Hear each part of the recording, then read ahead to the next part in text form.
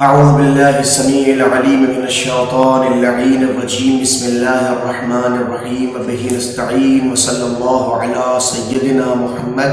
وآل بيته الطاهرين. اللهم صل على محمد وآل محمد وعجل فرجهم. ناظرین محترم، السلام علیکم ورحمۃ اللہ تعالی وبرکاتہ. الحمدللہ احکام اسلام آیت اللہ العظمہ سید علی حسینی سیستانی دامت اللہ الوارث کے فتاوی کی روشنی میں آپ حضرات کی خدمت اقدس میں ہندی زبان میں ٹیسٹ کے ساتھ پیش کرنے کی سعادت حاصل کی جا رہی ہے. میں نے آپ کی خدمت اقدس میں کل بھی آخر میں التماس کی تھی، اگر ہو سکے اور اس تعاون کو میں یقیناً اپنے حق کی بنیاد پر کہ میں ایک دینی بھائی آپ کا ضرور ہوں، کم سے کم اس اخوت دینی کی بنیاد پر یہ میری التماس ہے کہ کم از کم روزانہ اپنے بچوں کو یا جن بچوں کو آپ جانتے ہیں، جن نوجوان لڑکوں کو، جن نوجوان لڑکیوں کو آپ جانتے ہیں اور آپ کو حقیقت میں ان سے محبت ہے، آپ یہ چاہتے ہیں کہ وہ زندگی کے کسی مرحلے میں ناکام نہ ہو سکیں، ان کی زندگی کامیاب و کامران گزرے، تو معاف کیجیے گا، کامیابی صرف زندگی تک میں موجود نہیں ہے، اس زندگی تک جس زندگی کو دنیاوی زندگی کہتے ہیں. دنیا مزرع الآخرہ، دنیا آخرت کی کھیتی ہے. لہٰذا ہماری ذمہ داری یہ ہے کہ ہم جس سے پیار کرتے ہیں، جس سے محبت کرتے ہیں، جس سے ہم انس رکھتے ہیں، جس کی دیکھ کے ہم خوش ہوتے ہیں، کم از کم اس فرد کو اس دنیاوی زندگی کی کامیابی کے لیے ہی حوصلہ نہ عطا کریں، بلکہ کوشش اور کاوش یہ بھی ہو کہ ہم جس کو پیار کرتے ہیں، اس سے محبت کرتے ہیں، وہ کم از کم اس منزل سے آگے بڑھ کے قیامت تک کامیاب و کامران ہو اور انجام اس کا ویسا ہو جیسا پروردگار چاہتا ہے.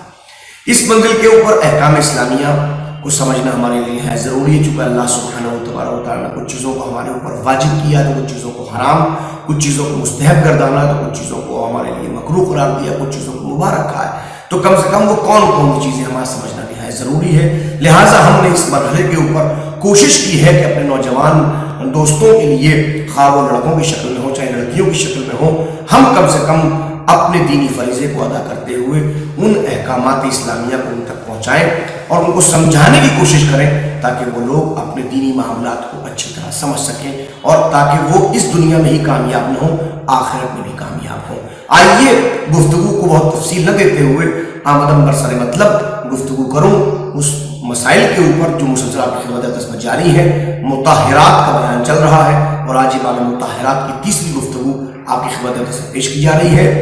اسکرین کے اوپر دیکھیے ٹیکسٹ موجود ہے ہندی زبان کے اندر، اور پھر التماس کروں ایک مرتبہ، اس سے قبل کئی مرتبہ کر چکا ہوں کہ یہ فتاوی آغا سیستانی کے مطابق گفتگو ہو رہی ہے. اگر کوئی کسی اور مرجع تقلید کا مقلد ہے، فرض کیجئے وہ آغا رہبر معظم کو یا آغا ناصر مکارم شیرازی یا آغا اسحاق فیاض یا آغا بشیر نجفی یا آغا صادق شیرازی کسی کا بھی مقلد ہے، تو ہم سے اگر مسئلے کو نہیں سمجھ پا رہا ہے تو یقیناً کمنٹ کرنے کے بعد یا ہم کو میسج کرنے کے بعد میں ہم سے یقیناً اس مسئلے کا حل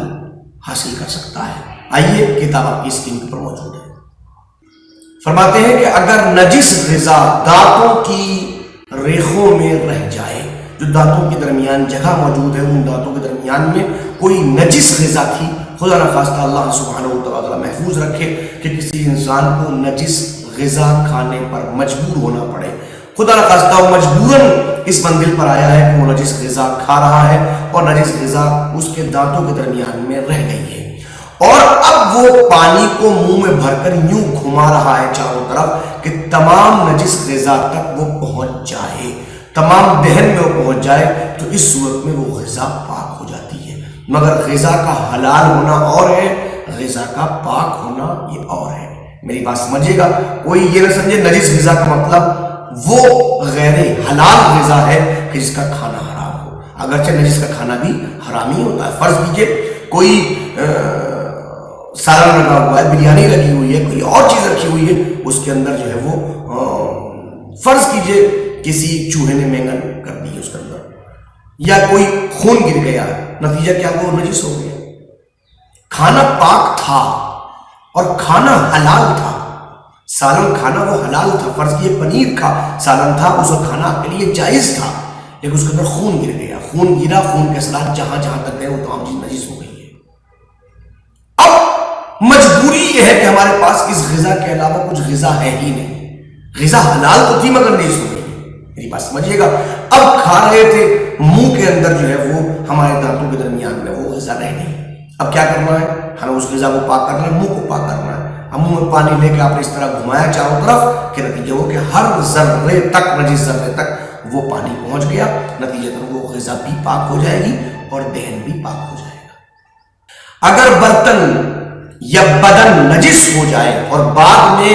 اتنا چکنا ہو جائے کہ پانی اس تک نہ پہنچ سکے، یعنی کوئی برتن ہے نجس ہوا ہے، یا فرض کیجئے اس کے ساتھ بدن بھی انسان کا نجس ہو گیا اور وہ اتنا چکنا موجود ہے، اتنا چکنائی اس کے بدن کے اوپر یا برتن کے اوپر موجود ہے کہ پانی اس چکنائی تک ہی پہنچ رہا ہے اور بدن تک نہیں پہنچ رہا ہے، اس چکنائی تک پہنچ رہا ہے، اس برتن تک نہیں پہنچ رہا ہے۔ تو برتن یا بدن کو پاک کرنا اگر مقصود ہو تو پہلے چکنائی کو دور کرنا چاہیے، جب چکنائی دور ہوگی تب بعد میں وہ پاک ہوگا، جب تک اس کے اوپر چکنائی موجود ہے تو وہ پاک نہیں ہو سکتا۔ اور اس میں جو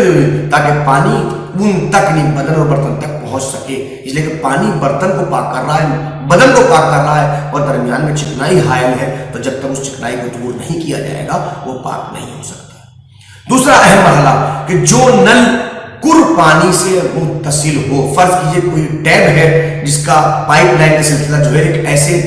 ٹینک تک پہنچا ہوا ہے جس کے اندر کم سے کم کر پانی موجود ہے، تو چونکہ اس کا اتصال وہاں تک ہو رہا ہے، اس ٹیپ کا وہاں تک اتصال ہے، متصل ہے وہ، تو وہ پانی بھی کر پانی کے حکم میں آئے گا، اسے قلیل پانی نہیں کہا جا سکتا، وہ کر ہی کے پانی میں حکم رکھتا ہے۔ اگر کسی چیز کو دھویا جائے اور یقین ہو جائے کہ پاک ہو گئی ہے، یعنی فرض کے لباس کو ہم دھو رہے ہیں، کسی برتن کو دھو رہے ہیں یا کسی ہاتھ عضو بدن کو دھو رہے ہیں اور دھوتے ہوئے یہ یقین ہو گیا کہ پاک ہو گیا، لیکن بعد میں شک گزر رہا ہے کہ عین نجاست خود نجاست سے دور ہوئی ہے یا نہیں ہے، تو ضروری ہے کہ اسے دوبارہ پانی سے دھو لیا جائے اور یقین کر لیا جائے کہ عین نجاست دور ہو گئی ہے۔ یہ پہلے بھی عرض کر چکا ہوں، کسی بھی شے کو پاک کرنے کے لیے اصلاً عین نجاست کا دور کرنا پہلے ضروری ہے، جب عین نجاست دور ہو جائے گی اس کے بعد میں جناب علی وہ چیز پاک کی جا سکتی ہے، ورنہ جب تک عین نجاست موجود ہے اس وقت تک اس کو آپ پاک نہیں کر سکتے۔ فرض کیجئے ایک صاحب نے بتایا کہ ایک صاحب کے یہاں کنواں تھا، کنویں کے اندر کتا گر گیا، مولانا حضرت پوچھا مول صاحب کتنے ڈول پانی نکالنا ہے؟ مول صاحب نے کہا اگر کتا گر کے مر جائے تو 40 ڈول پانی کنویں سے نکال دیجئے۔ اب جناب 40 نکالے، 400 نکال دیے اور کہا مول صاحب پانی ہم کو 400 نکال دینا، پر 40 میں پاک ہو گیا کہ لیجئے پانی پی لیجئے۔ جب پیے تو اس میں 2 بال نظر آئے کہ بھائی یہ کیا ہے؟ کہ نا کتے کے بال ہیں، تو کہنے لگے یہ کتے کے بال کیوں آ رہے ہیں؟ تو پانی نکال چکے، کہنا کتا تو اس میں پڑا ہوا ہے۔ تو مسئلہ یہ کہ پہلے عین نجاست کا نکالنا ضروری ہے، جب عین نجاست ختم ہو جائے گی تو اس کے بعد میں آپ اس منزل کی تشریف لے کے آئیں گے کہ آپ اس کو پاک کریں گے۔ یہی مسئلہ یہاں پر بھی ہے، اگر چکنائی موجود ہے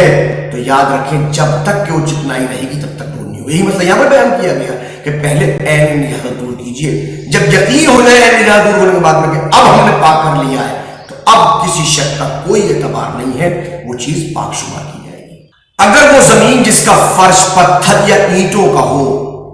یا دوسری سخت زمین جس میں پانی جذب نہ ہوتا ہو، کوئی ایسی جگہ پہ ہے کہ جہاں پہ پانی جذب نہیں ہو سکتا پانی کے اندر، اگر ایسی زمین نجس ہو جائے تو قلیل پانی سے پاک ہو سکتی ہے، لیکن ضروری ہے کہ اس کے اوپر اتنا پانی گرایا جائے کہ وہ پانی بہنے لگے، پانی بہہ کے نکل جائے وہاں سے، عین نجاست پہلے ختم کر لی گئی ہے، دماغ میں رکھیے گا، عین نجاست کو دور کرنے کے بعد اس کو پانی بہہ جائے بس وہ چیز پاک ہو جاتی ہے۔ اور جو پانی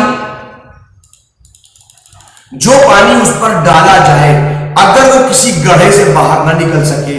اور کسی جگہ جمع ہو جائے تو اس جگہ کو پاک کرنے کا طریقہ یہ ہے کہ جمع شدہ پانی کو کپڑے یا برتن کے ذریعے سے باہر نکال دیا جائے۔ فرض یہ کوئی فرش تھا، فرش میں ایک جگہ ایسی تھی کہ جہاں تمام پانی آ کے جمع ہو گیا، تو اب اس پانی کو پہلے نکالا جائے تو کسی برتن کے ذریعے سے یا کسی کپڑے کے ذریعے سے، جب وہ نجس پانی وہاں سے نکل جائے گا تو وہ چیز پاک ہو جائے گی۔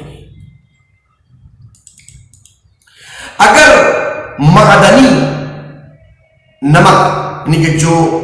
پہاڑ وغیرہ سے برآمد کیا جاتا ہے، نکالا جاتا ہے، کھودا جاتا ہے، وہ معدنی نمک، اور اس کا کوئی بڑا ڈلا ہے یا اس جیسی کوئی اور چیز جو اوپر سے نجس ہو گئی ہے، تو اسے قلیل پانی سے پاک کیا جا سکتا ہے۔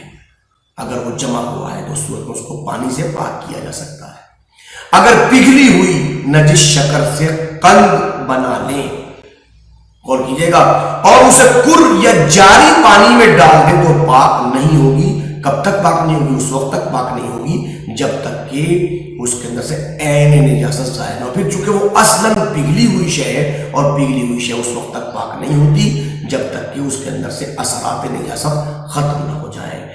چونکہ وہ مضاف کے حکم میں آتی ہے۔ لہٰذا اگر کوئی اس مسئلے کو اوپر سمجھ رہا ہے تو اس کو دیکھنا نہایت ضروری ہے۔ مسائل اسلامیہ کا سمجھنا بہت ضروری ہے، اور اس کی باریک باتوں کو محسوس کرنا نہایت ضروری ہے۔ آج کی حد تک بھی اتنا ہی۔ آپ تمام لوگوں سے پھر ودا لیتے ہوئے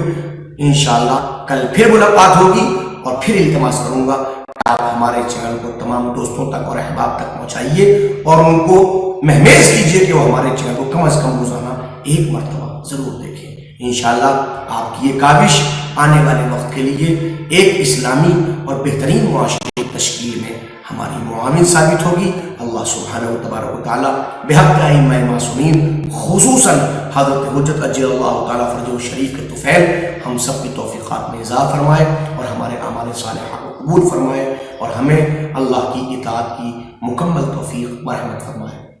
وآخر دعوانا ان الحمد للہ رب العالمین۔